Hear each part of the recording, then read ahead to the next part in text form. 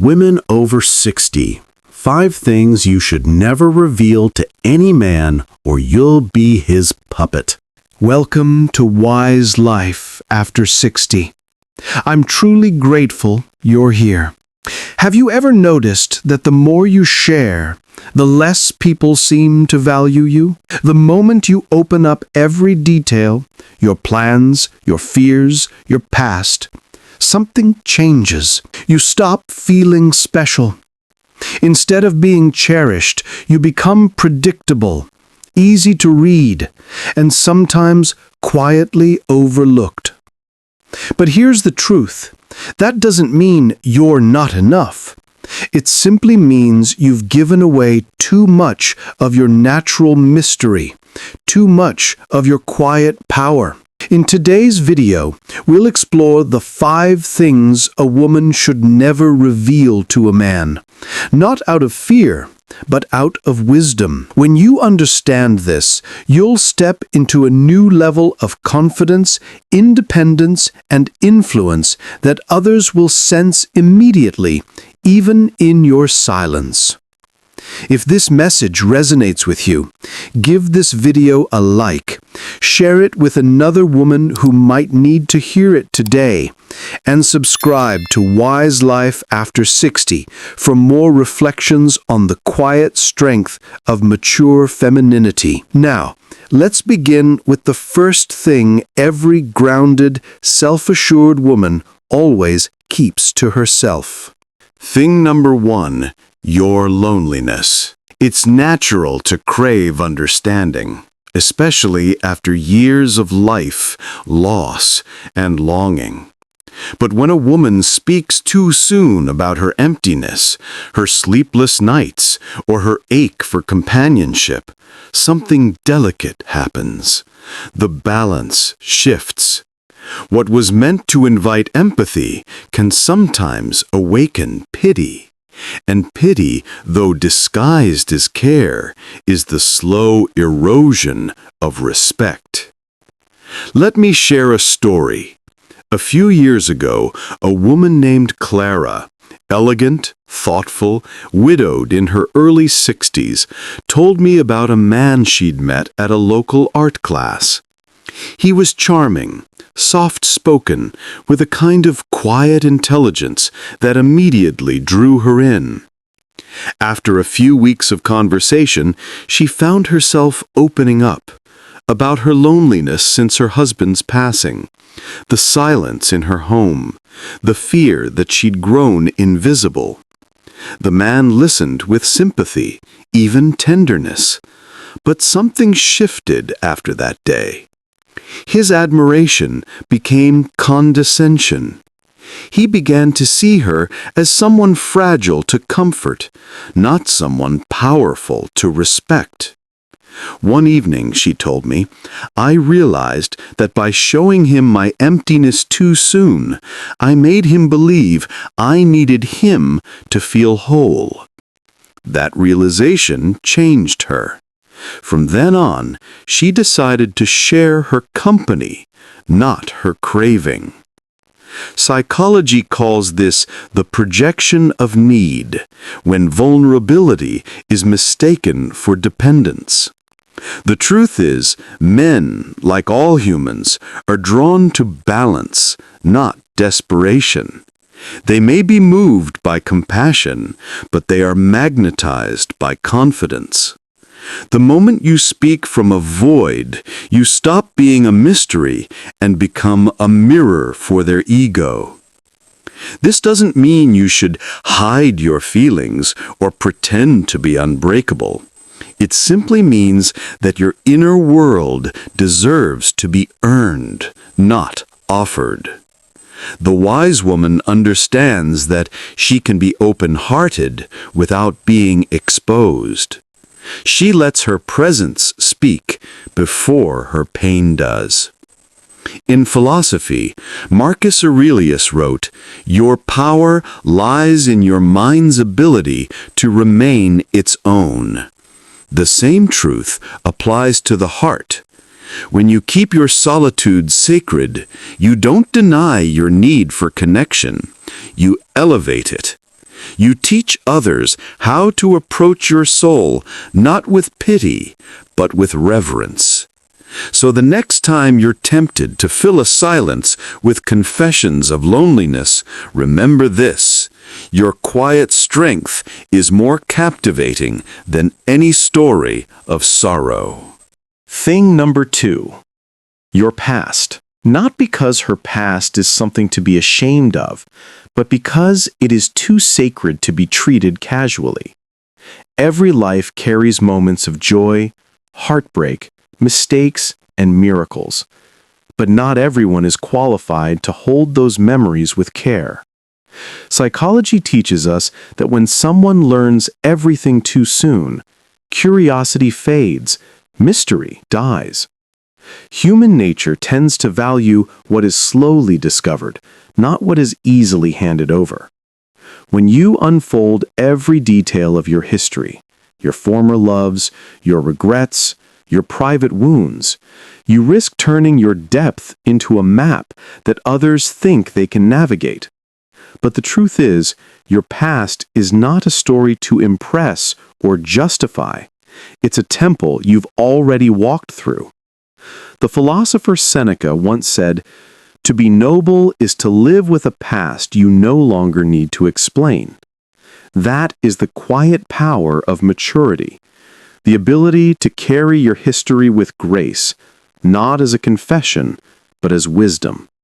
When a man earns your trust over time, he may come to see pieces of that history, the laughter that shaped you, the strength that rebuilt you. But those parts should be revealed like chapters in a book, not a summary handed to a stranger.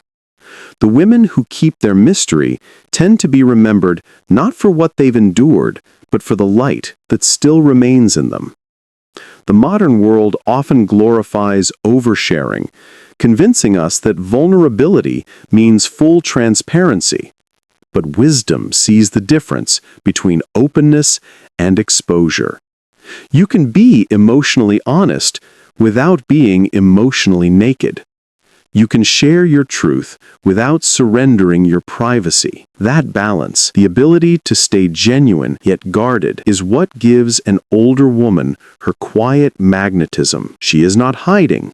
She is honoring herself. She knows that some stories only bloom in the presence of real trust. And in the comments below, share one thing you've learned to keep sacred, not out of secrecy, but out of self-respect. Your insight might be exactly what another woman needs to hear today. Thing number 3. Your financial or emotional dependence. Dependence, when spoken too soon, often shifts the balance of a relationship before trust has matured. It turns equality into hierarchy. It replaces mutual respect with subtle control. Let me tell you a story. Many years ago, I knew a woman named Eleanor. She was 70, graceful and intelligent, the kind of woman whose presence filled a room even in silence. After her husband passed, she met a man at a travel group. He was attentive and charming, the kind of companion who made her laugh again. One evening, over dinner, Eleanor told him how difficult it had been managing finances alone, how she felt lost trying to make decisions without guidance. She said it with honesty, not helplessness. But after that night, something shifted. He began making choices for her, where they would go, what she should buy, even how she should manage her savings. At first, it seemed thoughtful. Later, it became confining. She told me, "I didn't realize that by showing my vulnerability, I had quietly handed him authority." That realization stayed with her, and with me. Because what Eleanor learned is that dependence, once spoken aloud to the wrong person, can become a doorway through which others enter, not to protect you, but to possess you. Psychology calls this the caretaking dynamic, a subtle shift where affection becomes management. Some men, consciously or not, step into the role of rescuer, and in doing so, they diminish the woman's autonomy. It's not always malice, often it's conditioning. But wisdom teaches us this: what begins as comfort can end as control. There's nothing wrong with needing support. We all do. But the wise woman reveals her strength first, and her needs second. She understands that dependence, when balanced with confidence, deepens love. When revealed too early, it distorts it. In philosophy, Aristotle spoke of measured virtue, the idea that even goodness must know moderation. Independence works the same way. It doesn't mean isolation. It means the grace to receive help without surrendering identity. So when you find yourself wanting to share how much someone's presence means to you, pause. Let them earn the right to see how deeply you value them. True love doesn't bloom from need. It blossoms from mutual respect. Thing number 4. Your forgiveness. It may sound surprising, but forgiveness, when spoken too freely, can sometimes invite repetition. When a woman makes it known that she will always understand, always accept, always overlook, she unintentionally teaches others the limits of her patience.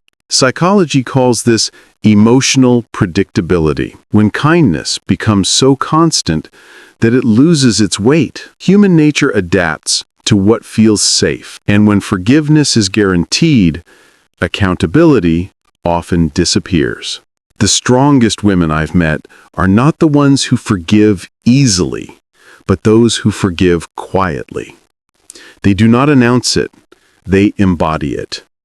Their grace is steady, but not limitless, gentle, but not naive. Forgiveness is sacred. It belongs to you first. It's a gift of release, not permission. The moment you express it to someone who has not yet earned it, you risk giving away your inner peace before they've learned the value of keeping it. There's a difference between understanding someone's weakness and excusing their behavior. The wise woman knows this balance. She forgives within, but she does not advertise her willingness to start over. Philosophically, this aligns with the Stoic principle of self-mastery, the idea that our emotions must serve us, not enslave us. True forgiveness is not about making another person comfortable. It's about reclaiming your own serenity. Once you forgive privately, you become untouchable, calm, kind, and unshaken. So if you ever find yourself tempted to say, "It's all right, I forgive you," pause for a moment. Ask whether your words are healing or enabling. Some apologies need acknowledgement. Others simply need distance. If you've ever learned to love more wisely, to stay open yet grounded, kind yet discerning, share your experience in the comments. Someone reading your words tonight might be standing where you once stood, waiting to learn that balance between heart and strength. Thing number 5. Your feelings. It's not because love should be hidden or restrained, but because unmeasured emotion can shift the balance between two hearts faster than words can repair it.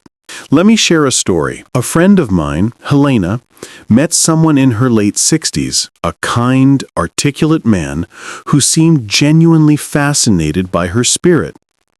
They spent months talking, laughing, walking through parks, sharing stories about family and youth. For the first time in years, she felt alive again, glowing with possibility. One evening, in the warmth of that connection, she told him everything. How deeply she cared, how much she thought about him, how he had rekindled her faith in love. He smiled, but something subtle changed after that. His texts became shorter, the calls less frequent. When I asked Helena what happened, she said quietly, "I think I told him too much. I made it too easy for him to know I was already his." Psychology calls this the illusion of security. When one person becomes too transparent too soon, the other unconsciously loses their curiosity. Human beings are drawn to discovery. When everything is revealed, the mystery that once fueled connection dissolves. This isn't about manipulation, it's about rhythm, the natural pacing of emotional exchange. A relationship, like music, needs pauses. It needs silence between the notes. The wisest women know that love isn't proven through exposure, but through presence, through consistency, self-respect, and the quiet confidence that they are already enough. When you hold a part of your emotion close, not to hide it, but to honor it, you maintain your center. You remind yourself that love should complement your life, not consume it. The philosophers of old would call this temperance, the harmony between passion and peace. Helena eventually learned that lesson, not with bitterness, but with grace. Months later, when she spoke of him again, she smiled and said, "I don't regret loving him. I only regret giving away all the mystery that made him love me in the first place." And perhaps that is the truth we all arrive at, sooner or later, that the most beautiful love stories aren't written in full disclosure, but in quiet understanding. When we look back on our lives, the loves we've known, the lessons we've earned, we begin to see that silence has never been emptiness. It has always been a strength.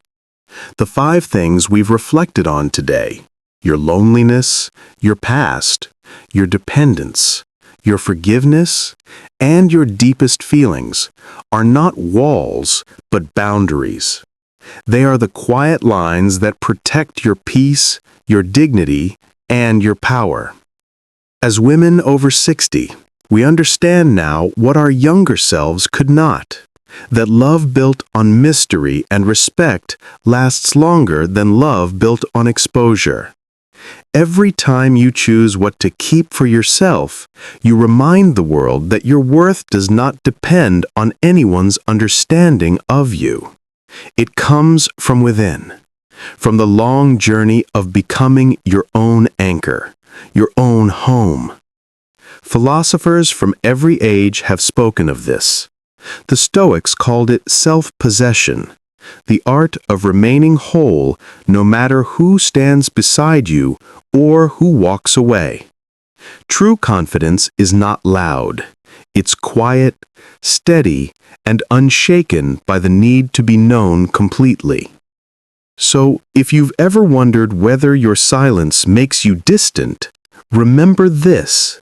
Silence, when guided by wisdom, is not distance, it's elegance. It's the language of self-respect. If this message spoke to your heart, give this video a like and subscribe to Wise Life After 60, where we share reflections on aging gracefully, loving wisely, and living with quiet strength. Thank you for spending your time here. Until next time, may you walk in calm, speak with truth, and keep something beautiful for yourself. Thank you for walking this path of reflection with me today, and see you again in the next video. Until next time, may you walk in calm, speak with truth, and keep something beautiful for yourself.